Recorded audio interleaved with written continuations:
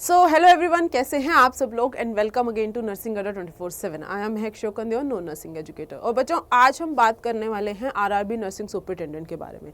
देखो, बहुत ही क्लियरली बता देती हूँ, जीरो टू हीरो स्ट्रेटेजी हो या तो फिर कैसे पढ़ना है, कैसे नहीं पढ़ना, ये सब कुछ मैं आपको ऑलरेडी बता चुकी हूँ। तो अगर आप लोगों ने वो वाला वीडियो नहीं देखा होगा तो वो वाला वीडियो जा करके जरूर देख लेना। उसमें मैंने आपको प्रॉपरली इंपॉर्टेंट टॉपिक्स का भी लिस्ट दिया है, तो उसको जरूर देखिएगा। आज हम बात करने वाले हैं उन चीजों के बारे में जो चीज आप बार बार, जो क्वेश्चंस आप लोग बार बार मुझसे पूछे जा रहे हैं। सबसे पहला जो मुझे कॉमन क्लास में क्वेश्चन पूछा जाता है वो है कि मैम हमें कुछ समझ में नहीं आ रहा। दूसरा सवाल ये आता है, यार ये नो नर्सिंग को कैसे करें, हमको बिल्कुल नहीं पता चल रहा कि कहाँ से शुरू करें या ना करें। और मुझे पता है कि देखो, अगर मैं बताऊं ना, आरआरबी नर्सिंग सुपरिटेंडेंट का अगर हम नोटिफिकेशन की बात करें तो जुलाई में मोस्ट प्रोबेबली आपका नोटिफिकेशन आ जाएगा। अगर जुलाई में नोटिफिकेशन आता है तो तुरंत, अभी ये जो बच्चे इतने लेनियंट है ना, जिनको लग रहा है कि ओके मैम हम कर लेंगे, कुछ ना कुछ कछुए की चाल में चल के नो नर्सिंग कर लेंगे, वो छोड़ देंगे उसे। और आपका ये 30 नंबर गए पानी में, मतलब आप लोग उस पर मेहनत ही नहीं करने वाले हो। तो आज का ये वीडियो ये रहेगा कि जो भी आपके कॉमन डाउट्स हैं उनके बारे में बात कर लेते हैं, और आप इन 30 मार्क्स के लिए जो लड़ाई लड़ रहे हो, अपने कंफर्ट जोन से बाहर जाकर के उस लड़ाई को आप कैसे जीत सकते हो। मैंने आपको नोटिफिकेशन का बता दिया कि मोस्ट प्रोबेबली जुलाई में आपके पास आ जाएगा। आप जुलाई में, आपका देखो हर साल इसी टाइम पीरियड के अराउंड आता है। जुलाई एंड की बात कर सकते हैं, जुलाई एंड तक आ सकता है, या तो फिर आपका अगस्त मिड तक जा सकता है। इससे ज्यादा डिले नहीं करेगा।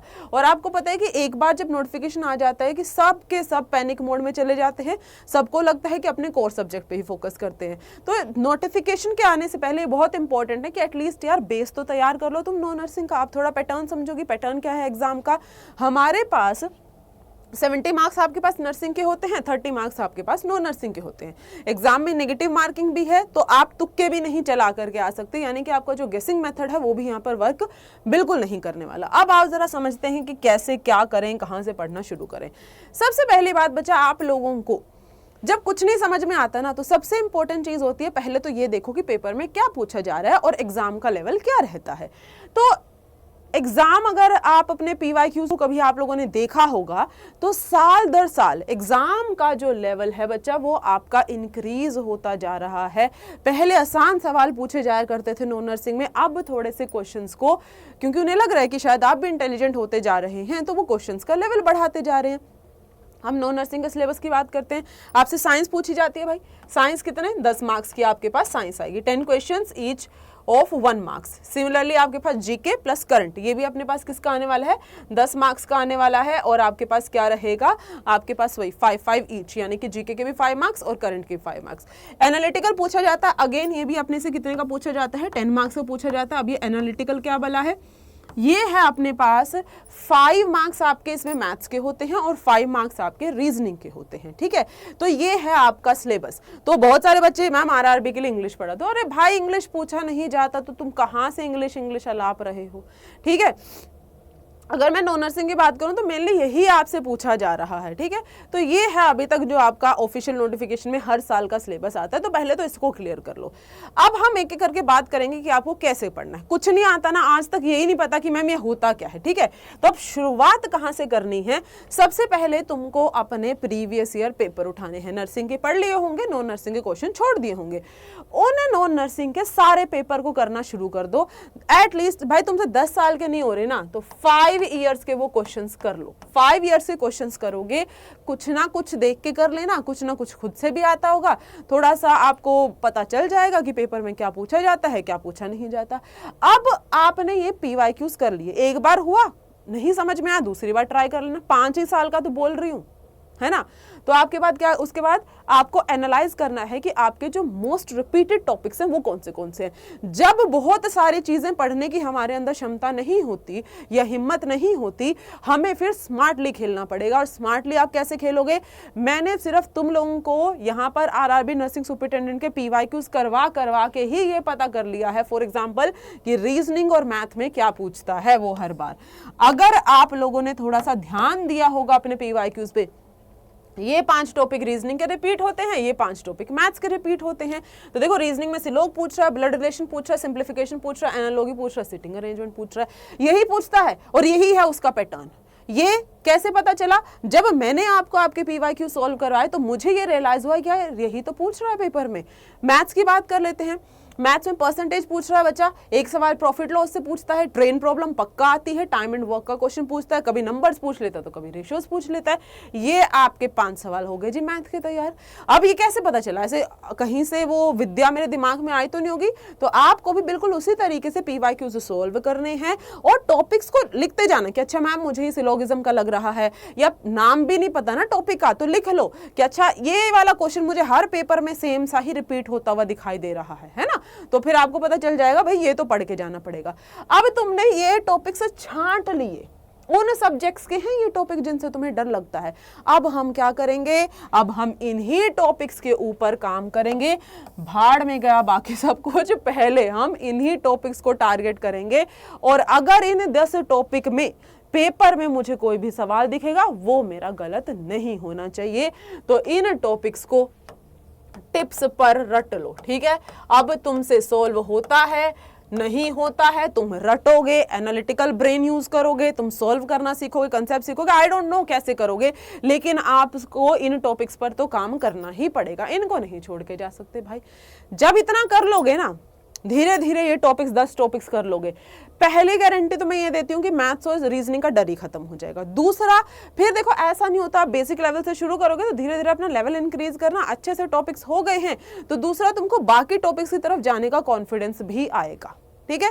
ये हो गई आपकी मैथ्स और रीजनिंग की बात। सबसे ज्यादा डर तो इसी से लगता है मैम। अब बाकी आते हैं ये जो आपके पास 3 टॉपिक्स हैं। अब देखो आपको पता है कि लास्ट जो आरआरबी का पेपर हुआ था वो मार्च में हुआ था, तो उसके हिसाब से हम ये एस्टिमेशन लगा सकते हैं, वैसे पिछली बार वाला तो डिले हो गया था, कि आपका पेपर मान लीजिए ईयर एंड में आता है, नवंबर में आता है, अक्टूबर में आता है, कभी भी होता है, तो उसे 6 महीने पहले का तो अपने को करंट पढ़ के जाना पड़ेगा। तो अभी क्योंकि लास्ट पेपर मार्च में हुआ था, तुम अभी से कहां से पढ़ना शुरू करो? आप अप्रैल से अपनी न्यूज उठाना शुरू कर दो। डेली की इंपॉर्टेंट न्यूज तो आपको देखनी है, जो भी तुमको इंपॉर्टेंट लग रहा है उसे लिख लो भाई। सुबह उठ के देख लिया करो यार आज कोई स्पेशल डे तो नहीं है, वो डे लिख लो, उसका थीम लिख लो। अप्रैल से लेकर के अभी करंट अपने पास जुलाई चल रहा है, 30-30 मिनट आप इसमें लगाइए, न्यूज़पेपर पढ़ लीजिए, हाथ में फोन है उसका सही इस्तेमाल करो, आपका करंट साथ के साथ होता रहेगा। 30 मिनट जीके पे लगाने हैं, ठीक है। अब जीके में ज्योग्राफी पढ़ना है, ज्योग्राफी से शुरू करो, हिस्ट्री पढ़ना है, हिस्ट्री से शुरू करो, mainly geography, history and constitution, यही है आपका, ठीक है। और 30 मिनट आपको साइंस पे लगाने हैं। बायो में तो तुम हो भाई द बेस्ट हैं आप लोग बायो के अंदर, बायो में तो कोई आपको मात ही नहीं दे सकता, अनटिल और अनलेस प्लांट किंगडम के बारे में पूछ ले तो प्लांट किंगडम भी पढ़ना पड़ेगा, लेकिन फिजिक्स और केमिस्ट्री आप पहले पकड़ लीजिए, यहां से ज्यादा सवाल आता है।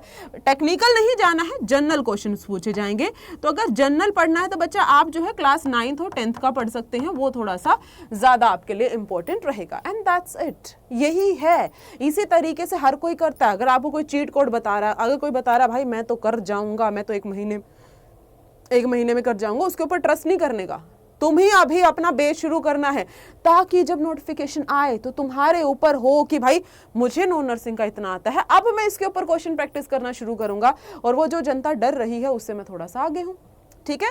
तो पढ़ाई करो, पढ़ने से नहीं बच सको। कोई भी टीचर आकर के तुमको कुछ भी बता के चला जाए, लेकिन हर टीचर आपको यही बोलेगा कि पढ़ाई तो करनी पड़ेगी भाई, पढ़ना आपको ही है, मेहनत आपको ही करनी है, पढ़ना शुरू करो। डाउट आता है तो भाई मैं यहाँ पे खड़ी हूँ, ठीक है। चलो खैर ये तो हो गया। अब इसके अलावा आप लोग बार बार पूछ रहे हो कि मैम कब से क्लासेस शुरू होंगी। बच्चा देखो आपका जो है आरआरबी नर्सिंग सुपरिटेंडेंट का तेजस बैच है, जो कि आपकी क्लासेस कब से स्टार्ट होने जा रही हैं? कल से, यानी कि 10 जुलाई से आपका ये बैच स्टार्ट होने जा रहा है। न्यू बैच है बिल्कुल, तो आप सभी लोगों में से अगर कोई ऐसा जिसने बैच में एनरोल नहीं किया है वो बैच में एनरोल कर ले, और कल से अपनी क्लासेस स्टार्ट हो जाएंगी। तो बैच में एनरोल करने के लिए आपको क्या करना पड़ेगा? बैच में एनरोल करने के लिए आपको अपना कोई भी ब्राउजर ओपन करना है, अड्डा 24/7 इसमें सर्च कर लेना, पहले लिंक पर चले जाना, यहां से आपको ऑल कोर्सेज पे जाना है, ऑल कोर्सेज से आपको लेफ्ट में स्क्रॉल करना है, तो आपको क्या करना पड़ेगा? नर्सिंग एग्जाम्स पे जाना है, आरआरबी नर्सिंग सुपरिटेंडेंट, ये रहा, और ये है जी आपका Tejas batch, and this batch is going to start from 10 July, यानी कि आपका कल से स्टार्ट हो जाएगा।